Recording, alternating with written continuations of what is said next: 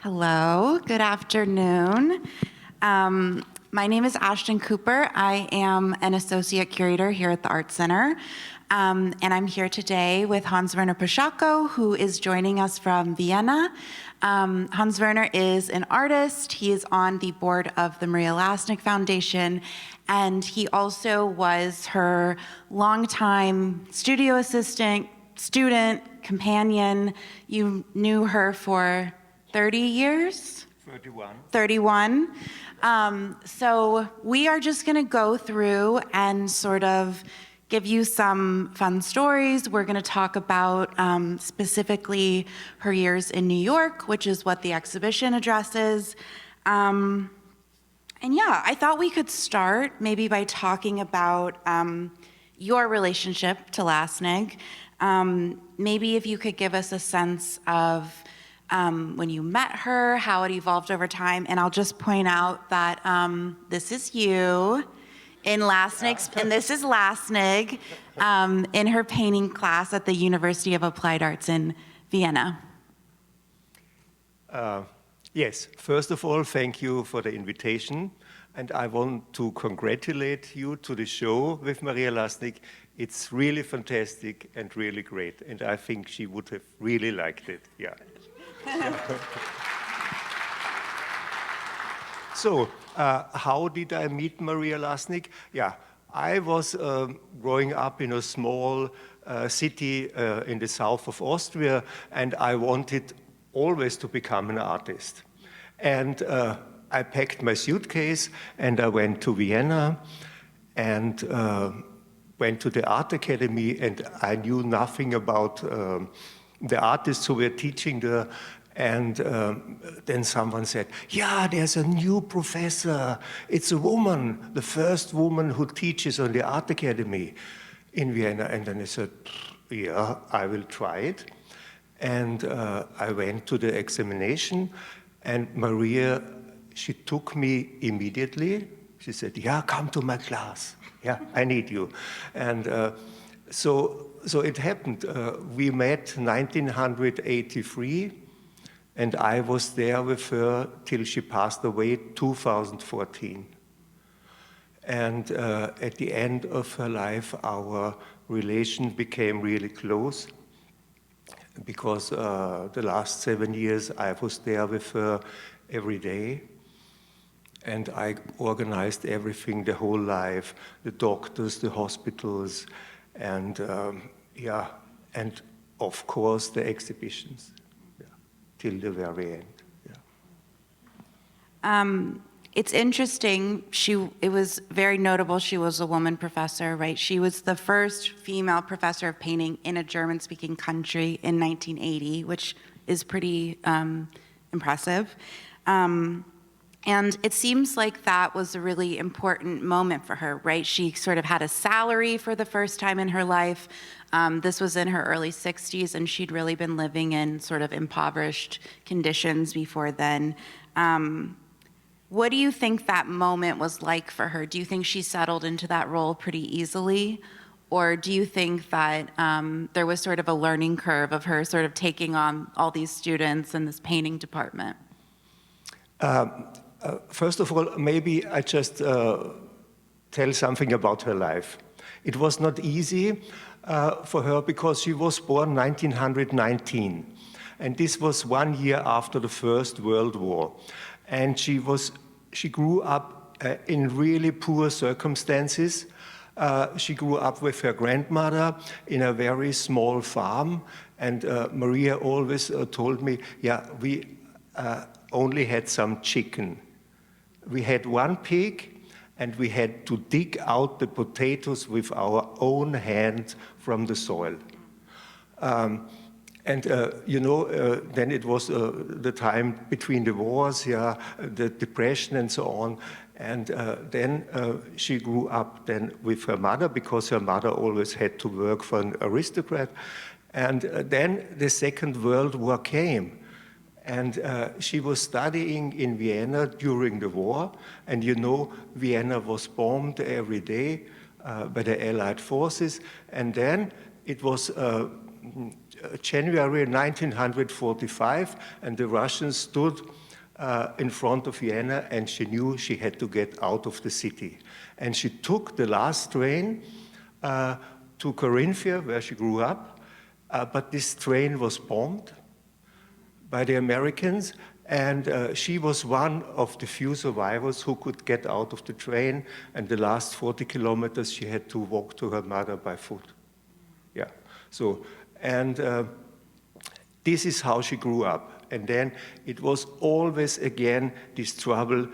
She wanted to live from art, but it was not possible. She always had to do something on the side. When she was here in New York from 1968 till 1980, she still had to do portraits and also coloring out animation films, the backgrounds and so on. And when she was 61, she got this professorship. And then she always said to us, yeah, look at me. I had to become 61 to live from my art. It's the first time that she could live from the art. With 61, other one goes into pension, yeah, already, and retires, yeah. And yeah. It's pretty profound, right? Yeah. Yeah. So she made her last film in this time period of being a professor, the cantata. Why do you think that when she moved back to Vienna, she mostly stopped making the films? It was like this with Maria Lassnig. Every 10 years, she totally changed her life. She changed her life physically, in a way. She looked, in every decade, she looked different, yeah? And when she moved to New York, she really, we will see this later on, she really became this hippie-style woman, yeah? And, and then when she came back to Vienna, it was another phase. 1980 was really a split in her life. She was 61, and then her career started. She didn't have a career as a painter before. Yeah, she had some shows, but then it started with the Biennale in Venice, 1980. 1982, she was the first time on Documenta, and 1985, she had a big retrospective, the first one in Vienna, and then the whole career started from 1980 on. And she forgot about this time in New York because she was in another phase then. And she had put all of the films that she'd made in the 70s, many of which were showing upstairs, into a trunk, I believe in the attic. Is that right? It was like this. She published then in the 80s 8 films from this time, yeah, from the 70s. And then it was like this, with a ship came a big trunk out of wood, and it was like from a pirate ship, where the pirates keep all the treasures, the whole gold inside. And we stored it in the attic, and from time to time I said to Maria, look what is inside. And it was filled actually with gold from an artist, because there were all the films from her from the 70s which she never published. And and then I asked her, Maria, what shall we do with this treasure from you? And then she says, yeah, you will publish the films when I'm dead. And then I said, Maria, I cannot do it on my own. And then she said, yeah, you take Mara, she's also a student from Maria, you will do it. And then she said, promise me. And I said, okay, I will promise you to do it. And so it happened. After she passed away, we took this trunk to the film museum and we restored all the films. It took 3 or 4 years, and we had the premiere in the MoMA film department.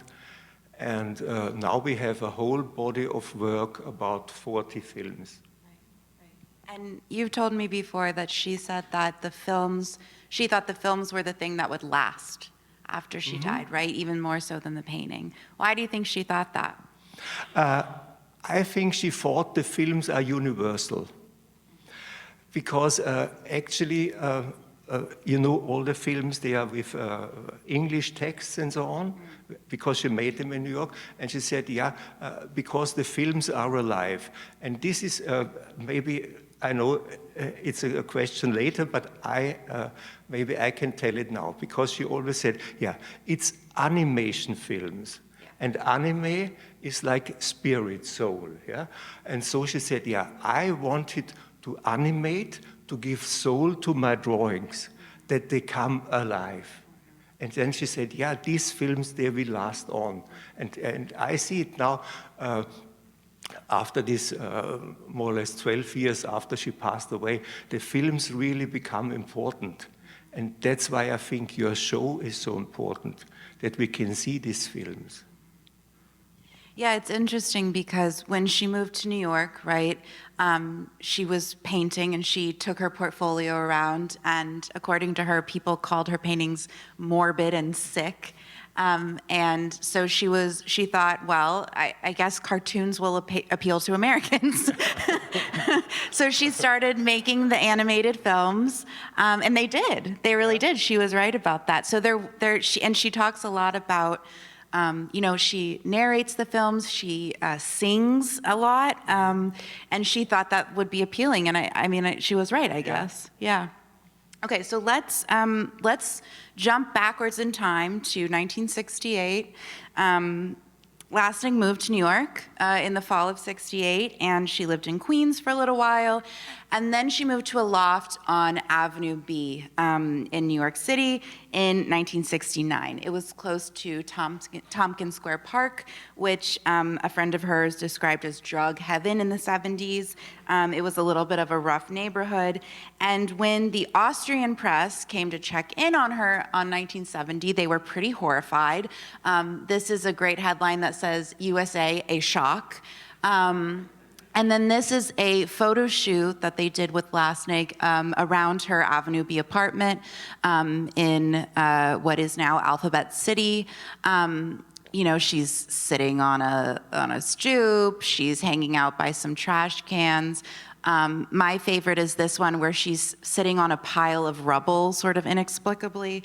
But Lassnig seemed fairly unfazed by her move to the U.S. Do you think she had culture shock? And if so, what forms did it take?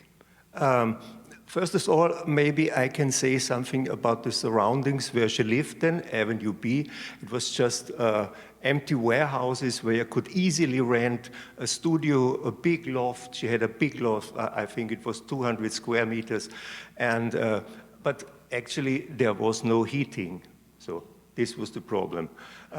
Throughout whole her life, until she was 61, there was no heating. Yeah, nowhere, in no studio. And yeah, and then there was one article, it says USR a shock, and then there was another article in an Austrian newspaper, it says Maria Lassnig within artists and hippies. And then she said, oh, artists and hippies, there were some artists and hippies, but most of the people who were there, they were drug dealers, drug addicts, prostitutes, and mafiosi. This was all there was, yeah. And she lived in this very big loft, and of course, in the wintertime, there was no heating, and then she said to her friends, come to visit me in summer, because in winter you see the Hauch, yeah, like this, yeah. And then she made out of plastic a small room. I think it was about 20 square meters with plastic, and she could heat with a small heater. And then she started to draw the animation film there, mainly in wintertime, yeah.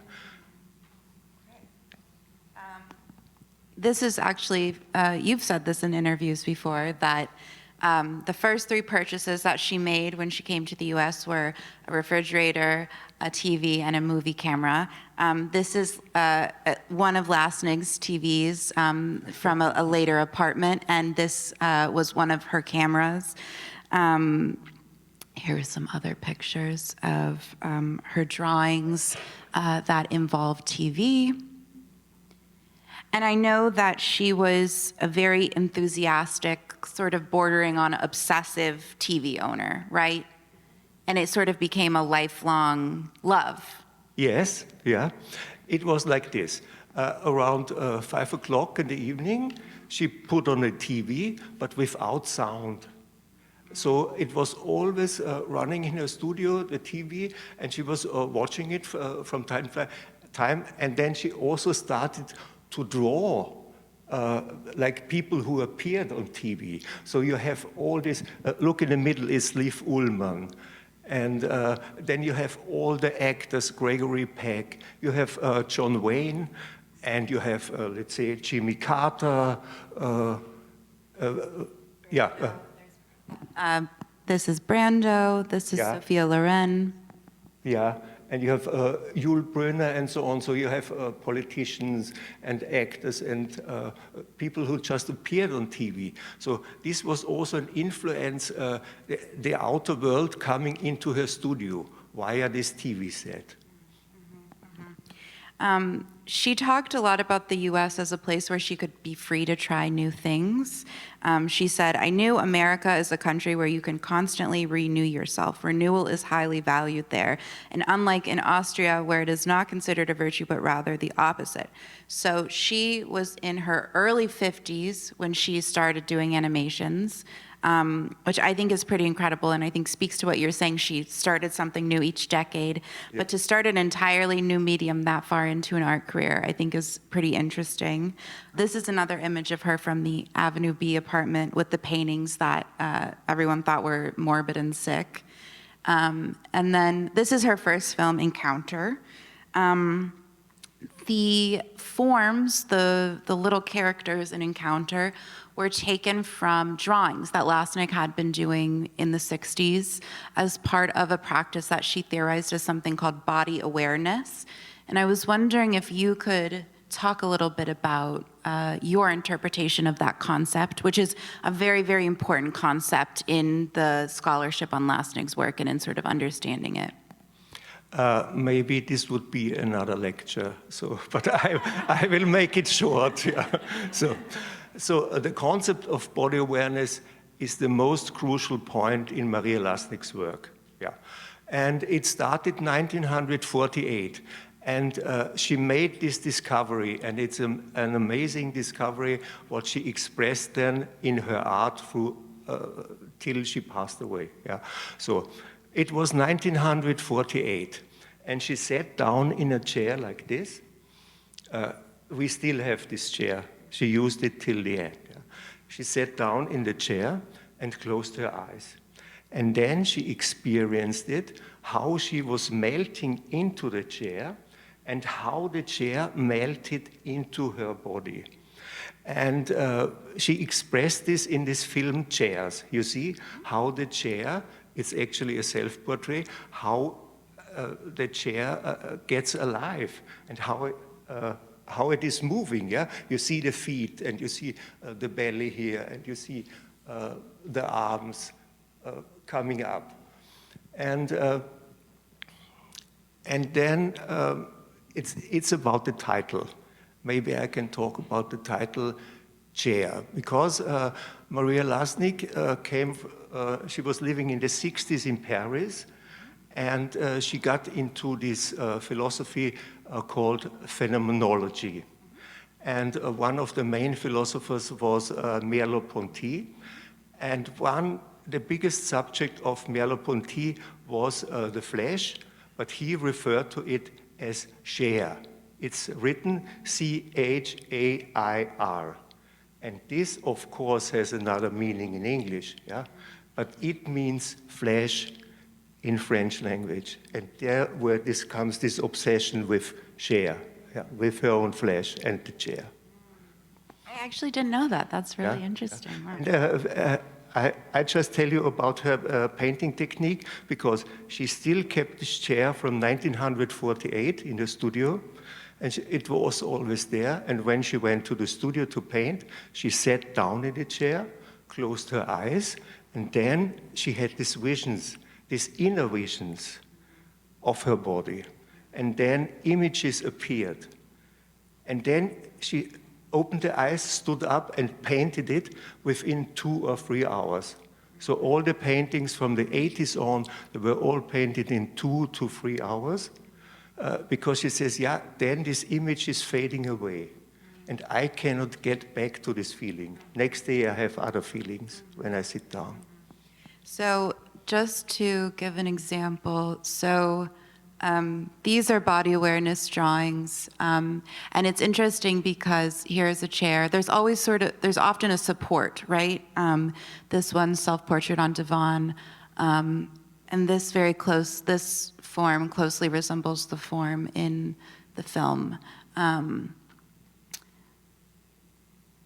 So just to sort of talk about the practicality of making the films, she scraped together $160 in 1971, which is about $1,200 today, and she took a course at the School of Visual Arts in New York with Seamus Cullen, who had been one of the lead animators on Snow White and the Seven Dwarfs, among other notable early animations.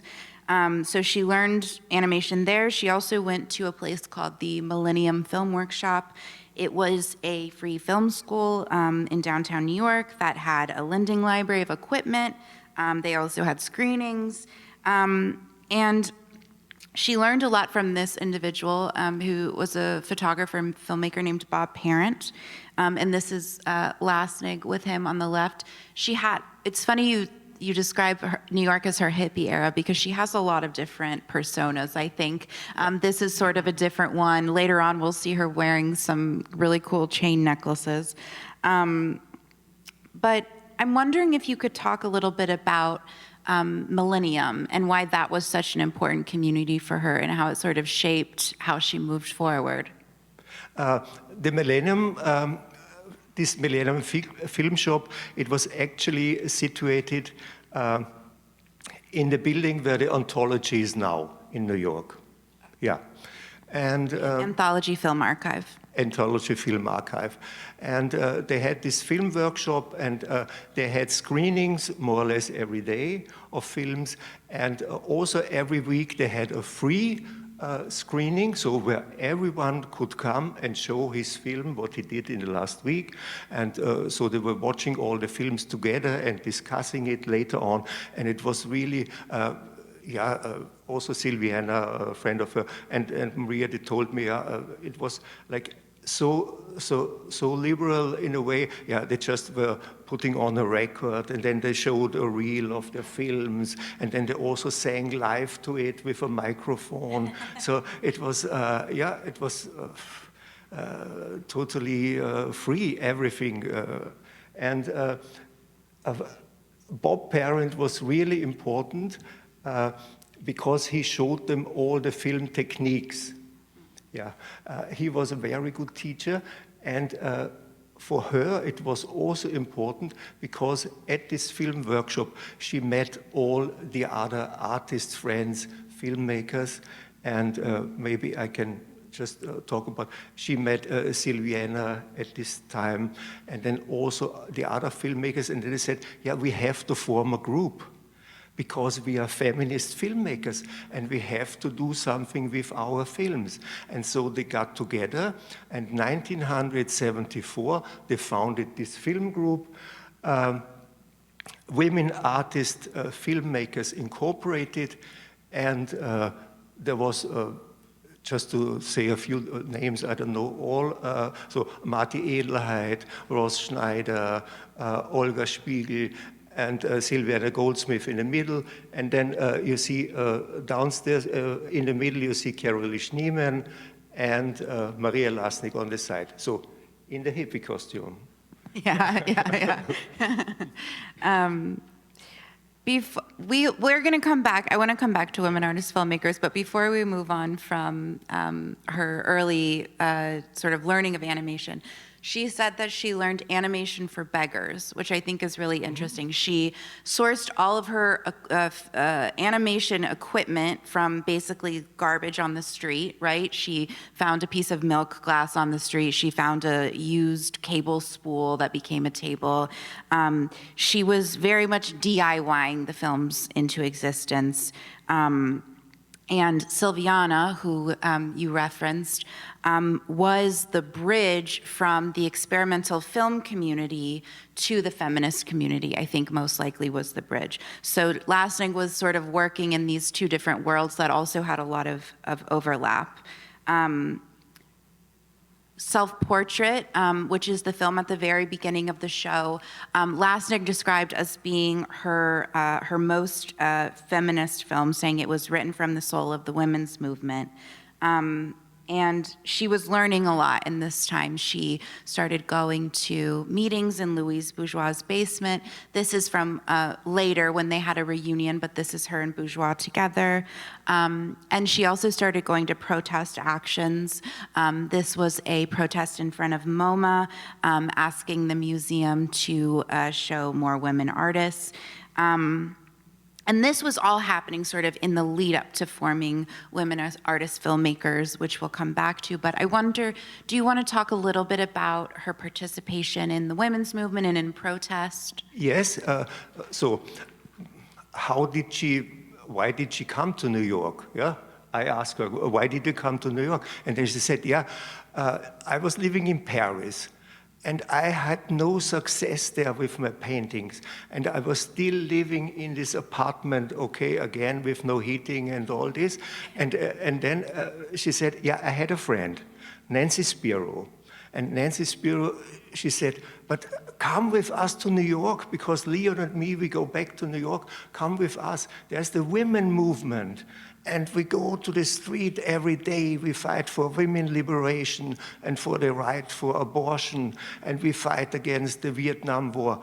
And the most important thing was we fight for the right that women come into the museum and they are shown there.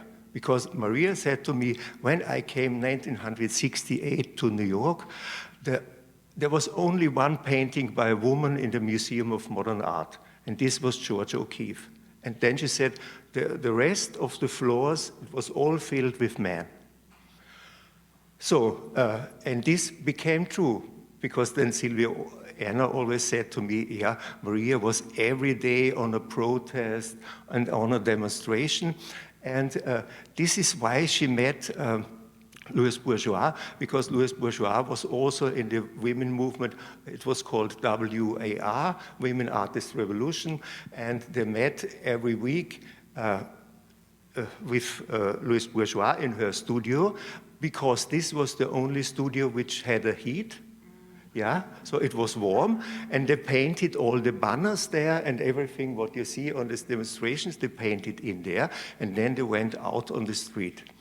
And maybe it is very good, because Maria always said to me, yeah, you have to fight for your right. And they fought for the right, but it took a long time. But now we can see Louise Bourgeois is with a big body of work in the Museum of Modern Art. Maria Lassnig as well, and Caroline Schneemann as well. And all the artists from the women artist filmmakers, they all have their films in the MoMA film department, but it took 50 years. And a lot due to the efforts of this group, right? They were not only supporting one another, but they were promoting and then creating a distribution apparatus for each other's films. We've kind of talked a little bit about how Lassnig could be a bit of a loner, maybe, but it seems like in this time period, she found this community, and this was a very important group of women for her. Can you talk a little bit about that? I think it was a very important time, and actually when you look at her, because the other artists, they are 20 or 25 years younger than Maria Lassnig. And you see, she looks actually the same as them, yeah? Unbelievable. She was in her mid-50s when this picture was taken. Yeah. Or nearly 60, yeah, like this. And this is also what she described in the cantate, yeah? Art keeps me young, yeah. And is also what happened in this group of these feminist artists. And she said, yeah, it was so important at this time that we fight for this, that we come into the museums. And this is why she made these films, because this was easy to ship and to show. And she said, yeah, we had this request from LA. There was also a feminist group, and they had this art center, and we just sent this reel with 9 films. Everyone had a film. We sent it over. It was shown there, and it was big in the press, and so this was important. And then also Maria Lassnig, she made a tour with all the films of the women artist filmmakers through whole Europe.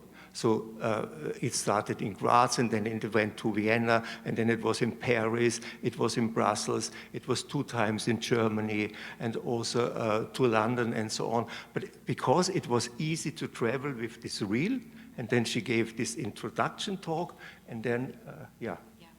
It's very economical to show film, yeah. Women's film festivals and groups or feminist screenings were the most frequent venue for her films being shown in this time period. It created a lot. I mean, that's really the place where her films were seen for the most part. Okay, here are some other images of the Women Artists Filmmakers group. And then in 1972, she made the film Couples, followed by Palmistry in 1974. Both of these films explore her love and intimacy. They address romantic partners failing to communicate, often leaving desires unfulfilled and love thwarted. She described Couples as a reportage about the relationship or the strange, blunt approach of American men. And I think on that theme, you have a story about how this film was originally screened. Yeah, it was like this, yeah? Sometimes when you look at the works of Maria Lassnig, you think, yeah, it's so surreal, and it's so just her own thoughts and so on. But no, it's not true. Everything comes out of real life. It's all real experiences which go through her body and then end up in a film or in a painting. And it was like this in the Millennium Workshop. There was another filmmaker. I cannot tell his name. He's still alive. Yeah. So it's in the catalog essay. Okay. And they had a relationship. And this is sort of his avatar in the film, is this pesky phone booth caller. Yeah, and the film is about couples. They are on the beach, and then they are on a divan, and they have sex and everything. And in between is always him phoning to Maria. And then it's the end of the film. It's the last phone call. He goes to the phone booth, and then he says, yeah, Maria, it's over. We will not see us anymore. Yeah, she made this film. And then it came to the premiere in the Millennium Workshop, and there was an audience like this, and he was also present. And then she showed this film. So it was a sweet revenge, more or less.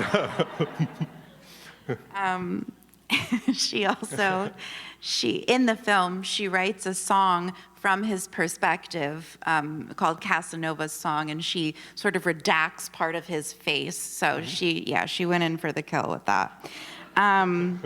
She also said at the end of her life, I'm married to painting. And she never married. She had a lot of relationships through her life, but she never sort of had a serious partnership. Why do you think she said she was married to painting? What did that mean to her? I think she meant it very funny in a way, this remark, yeah? And that's very her, right? It's serious, but it's also cheeky, yeah. And you know, with Maria Lassnig, she was very direct. She was always very direct, and she said everything what she felt in this moment and what came into her mind. So she often offended people because she said it directly out, yeah? And married to painting was a very funny remark, I always thought, yeah? And, but it was actually true because she had these relationships and also to artists, and, but she wanted to go on with her career.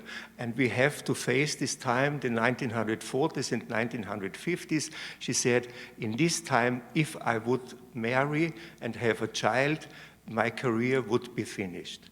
And there is still a letter from 1951. I can now say the name, he just died recently, from Adolf Reiner, and it's a letter to her, and he wrote, Maria, I will marry you, but only if you give up painting. Yeah, no comment, yeah. And in the cantata, which was her last film and is the film that's at the very back of the show, there's a really funny part where she's wearing a bridal veil, but also a suit, and she's talking about how her mother expected her to marry and have kids, and yeah. it was clearly an issue she didn't shy away from talking about, right? Yeah. Okay, so. But then also with the kids, it is funny because we were only 30 artists in a master class with her, so 30 students. Yeah? And she always referred to us as her family. And she said, you are my children. And till the end of her life, she always said, yeah, I have a family. I have 30 kids. Can you imagine? Yeah. I love that. Okay, so this is her, she moved to Spring Street in Soho. This is her in her Spring Street loft. This is her painting. And you can see this chair that she's sitting on is the same one of the chairs that appears in the animated film chairs. This is her again. Okay, so the last film that she made in New York was Art Education. She, in this film, lampoons so-called great artists, masterworks, and she recorded a subtitle for this film in her notebook, which was No Respect for the Masters. And that's where the title of the exhibition comes from this scene in the film where the woman who was Vermeer's model puts him at the window in her place, and she says, honey, you're a wonderful model. She also makes fun, oh yeah, here's the scene. So this is the original painting that is in Vienna, and then this is her little switcheroo she does. She also, she makes fun of Solari's Salome with the head of St. John the Baptist, which, by the way, this painting is in the Metropolitan Museum of Art, so she surely saw it when she was living in New York, as well as the very famous God and Adam from the Sistine Chapel, Michelangelo's Sistine Chapel painting. Do you feel like she always had this sort of cheeky relationship with the so-called great men of art history, or do you think that this was particular to, because she was extremely involved in the women's movement at this time? I think she wanted to reverse more or less art history. So that also women can find their place in art history because they didn't find so far, yeah, till the 70s. Now it's different, yeah, and I really like this with God creating man, yeah. You know this because first of all he gets very furry, and then he also turns into a monkey, yeah, and into different ideas of, and then also into an alien, and so. I think it's very good so that you can rewrite more or less art history, or also prolong it and make it into a feminist story. The interesting thing about this too is that the Bible verse that this it says God made man in his image, right? And then there's this whole sort of philosophical treatise in this section of the film where she sort of explores what does it mean to make an image, who can be an image maker. At one point, Adam says to God, like, you're a figment of my imagination, I can be whatever I want. And I think it's also very much about her claiming herself as a maker, right? And as a maker of images and as a maker of self-images. And it's that perfect synthesis again of like comedy, but also very, very deep thinking, I think. Okay, so just wanted to ask a few last questions about what Lassnig was like as a teacher, which we've talked about a little bit, but I wanted to, there's a really funny quote from Mara Matuszka, who you restored the films with, where she said that someone asked her what the criteria was for choosing students, and because I guess the system is that hundreds apply for a place in the class, and then it can only be 30. And Lassnig said, well, that's simple. I just pick the most beautiful ones. So obviously she was a very funny person. What was she like as a teacher? As a teacher, she was very strict in one way, and very open and totally free on the other hand. So it was crazy how she was teaching.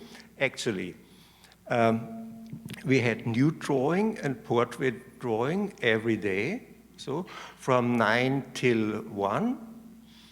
And she was there every day during nude drawing and portrait drawing, and then she left, and in the afternoon we could do everything what we wanted, yeah?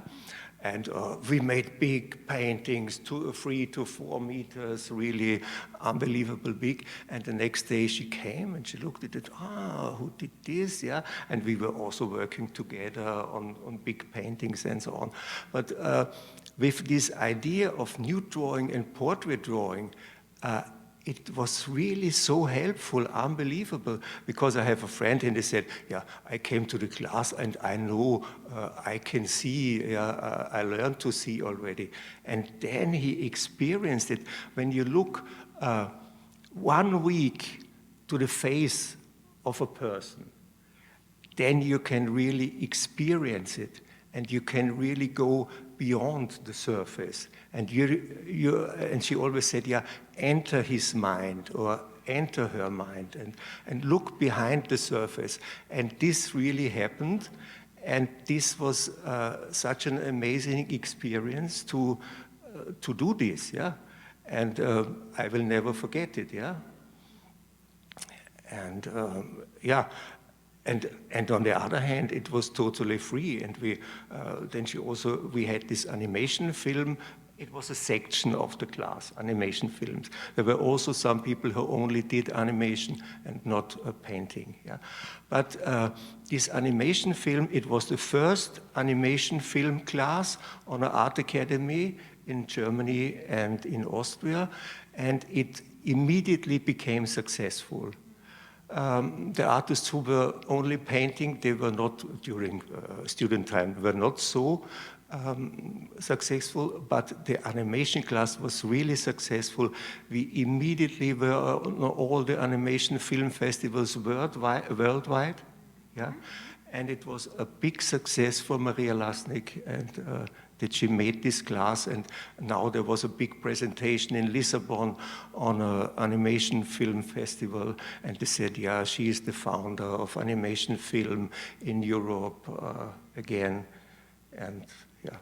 Yeah, it's really interesting that she stopped making animations herself, but then she created an animation class that was so influential for so many of her students, right? What do you think is the relationship, well, this will be our last question and then we'll open it up for your questions, but what do you think is the relationship between the painting practice and the animation practice? She had a very interesting idea about this, because she was more or less all the time against photography.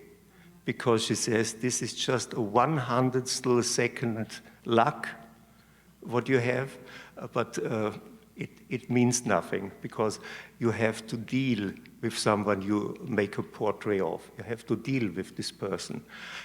And then she said, yeah, but with film, with animation film, it's different, because you have a drawing and it comes into life. And then she said, it's the same than painting. It's difficult to understand, but maybe I try in English to put it. And then she says, yeah, when you have an animation film, there is one drawing and this metamorphosis into another drawing. It becomes another drawing and another form, and so it goes on until to the end, until there's the last drawing. And then she says, with painting, it's the same. You start with a white canvas, and then you put the first layer, and then you have the second layer. And then she said, look at it. It's like you are in a film already. You see your painting grow, and then it starts with the last image. And this is the image which stays on, what all the audience sees. But then she says, yeah, but the painter, he sees a whole film. It's a whole movie in here. That's a really great note to end on. Thank you. If anyone has any questions for Hans Werner or myself, let us know. We're happy to take them. And I'm coming down with mics on one side. Caleb is coming down on the other, and I see some hands up, and I will get to everybody. Here we go. Hi, thank you very much. This was a great show, and I appreciate it being here. I've learned a lot just sitting here and watching what's out there. It's a tearjerker sometimes. I really don't know what my question is, but I had several thoughts, and I think there'll be a question that comes out of it. It was the thing that I kept thinking about was Walt Whitman's Song of Myself, and her relationship to the body, and kind of current generations and previous generations' understanding of body dysmorphia, body transmorphia, and on. And it quite clear, I think I understand what her understanding of the body was, is kind of this experiential existentialism. But what did she think of generations as she was teaching, as she started to become more of a teacher? What was her understanding of what the next generation was doing? Yes, the next generation. Because we as students, we were 40 years younger than her. So it was this huge generation gap, more or less. And it was also like this because it was just an example.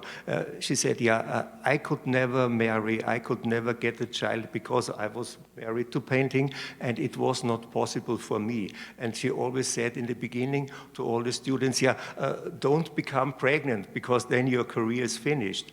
But then the first students got pregnant, and then she saw it's working out. Times have changed.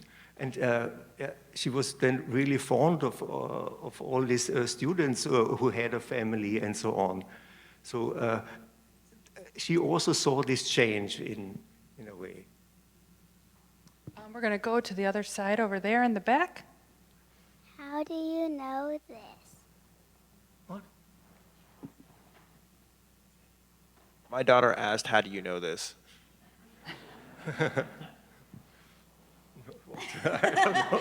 Well, I know it because I rifled through all these papers and I read a bunch of journals and documents. But you know it because you knew her, right? You knew her for a really long time. So you heard all her stories and you lived with her for a long time in her studio. Yeah, but what was the question? Sorry. How do you know any of this? Okay. Are you making this up? No. But of course, I have some stories with me, but it was like this. I was with Maria Lassnig for 31 years, but we were just then. It was funny because when I was a student, we always were per se. It's like in German language, you say sie, so it's a distant thing, yeah? And when you are friends or so, you say du, you say you. Yeah. Like an informal or a formal you pronoun. You say the informal you when you are friends or very well known to each other. And when we made the diploma, she said, now we are per du, we say du, because now we are artists' colleagues. And this is what she meant. So then we became artist colleagues, but she was more or less anarchistic. She did everything in her studio on her own. And, but she was visiting my exhibitions and openings, and I went to her openings, and she also visited Claudia's and me openings, and she came. And then she had an accident 7 years before she passed away. She fell down in her studio, and nobody found her for 1.5 days. She went to the hospital, and the doctor said 3 days, and then it's over. But then out of the 3 days, it became 9 months. And the doctors often phoned and said, Mr. Poschauko, come over, say goodbye, it will not last long. And then after this, I think it was 8 or 9 months, I had a phone call from the hospital. And then they said, yeah, in 3 days she will come back. And I organized everything in the studio and in her apartment. I hired people who take care of her. I hired food and everything, and the doctors and so on. And then she came back. The door opened. There were 2 Red Cross men next to her. And then she came back with the crutches into the studio. And then I said, Maria, how could you get out of this hospital again? And then she said, you know, I still have some paintings in my mind and I still have to paint them. And then it happened. In the last 7 years, she learned a little bit to walk anymore, but then after 2 or 3 years not. So she could, first of all, she could only sit down. And then also sitting was not possible anymore. She only could lie down in the bed, yeah? And then she asked me, I still have to paint. And I said, Maria, it is not possible. And then she said, yes, it is possible. You have to hold me. And then it was like this. I held her like this, and she was painting. But these paintings, they were big, 2 meters to 150. Unbelievable, yeah. Till she passed away with this will. Yeah, yeah. Like Claudia, she always referred to us, you are like Harold and Maude. So what is your favorite piece, what's your favorite video out of the whole exhibit, and why? My favorite film is Art Education in this show. Because, it reflects a feminist view on a male-dominated art market and also about reception in galleries and museums. This is my favorite piece. Yeah. Historical question. What motivated the Austrian art press to come all the way over to New York to check on her and report such kind of scandalous things back? It just really kind of struck me. I think because it was outstanding that you go as an Austrian artist to the US and try to work there and live there. And actually, she had no success in the US, so they didn't say, yeah, she had a show in the Whitney or something else. So no, but she was living there, and people knew about it. And it was also amazing because many artists from Austria, they visited Maria Lassnig in New York. They especially came because she said, they said, yeah, she lives there now for 10 years. Unbelievable. How could she survive? Yeah.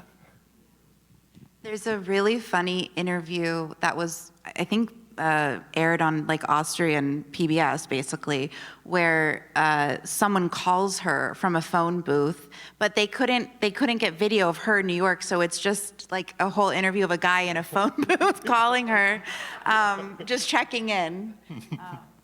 Yeah.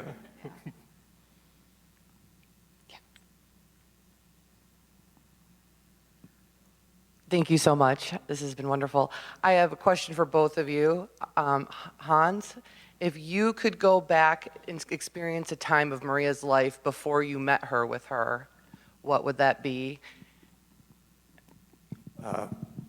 I just know it from her stories.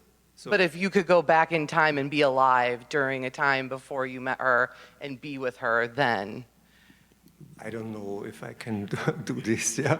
But I can tell you something about the experience, why she actually left Vienna to Paris. Because she said, yeah, I was living in this male-dominated world. It was full with patriarchy in the museum system and in the gallery systems, and there was no space actually for me. And then she said, I tried also to behave like a man. And it was like this, when she went to Vienna in 1951, she cut up her hair, because she had very long hair, until here, yeah? And she cut it off, and she bought some trousers, and she bought shirts, and she bought ties and so on. What do you see with ties, yeah? And then she said, yeah, I really wanted to come into this male-dominated art world, but in Vienna it was not possible. So she moved to Paris, and then she said it was the same, and then she moved to New York, and then she said, yeah, this was the land of the free, and yeah. in Ashton, if you could spend some time with Maria, what part of her life would you go back and be a part? Well, I'm like, I would love to, go to Anthology Film Archive with Maria and Film Forum in the 70s. And, she had screenings at, AIR Gallery, which was the first women's cooperative gallery in New York, which I wrote my dissertation on. So definitely that would be it. Her period in New York is really my period of research. So it's very near and dear to my heart. And the fun thing about this show for me was that I got to learn about new aspects of a world that I, already felt like I knew pretty well. Yeah, I would love that. It would be fun. I love that question too. Yeah. Any other questions from the audience? Well, Hans, thank you. Claudia, thank you for traveling here.